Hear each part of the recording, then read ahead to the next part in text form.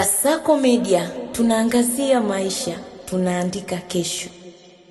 Mshambuliaji nyota wa klabu ya Liverpool Mohamed Salah anatarajiwa kurejea uwanjani kabla ya kumalizika kwa msimu huu baada ya klabu hiyo kuthibitisha kuwa majeraha aliyoyapata si makubwa kama ilivyohofiwa awali. Salah alipata tatizo la misuli wakati wa Liverpool ikiibuka na ushindi wa mabao 3-1 dhidi ya Crystal Palace, hali iliyozua hofu kuwa angekosa mechi zote zilizobaki msimu huu.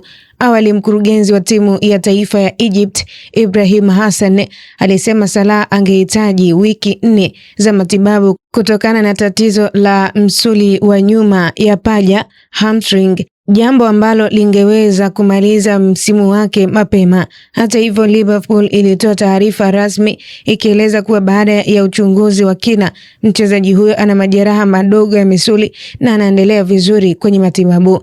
Katika taarifa hiyo, Liverpool ilisema Salah anatarajiwa kuwa tayari kucheza kabla ya mwisho wa msimu na pia kabla ya kuondoka klabuni hapo majira ya kiangazi. Taarifa hiyo inawapa matumaini makubwa mashabiki wa Liverpool ambao wanategemea nyota huyo katika mechi muhimu za mwisho wa ligi. Salah, anayejulikana kwa jina la mfalme wa Misri, ni moja ya mchezaji bora zaidi katika historia ya Liverpool, akiwa nafasi ya 3 kwa wafungaji wa muda wote wa klabu hiyo kwa mabao 257 katika mechi 440.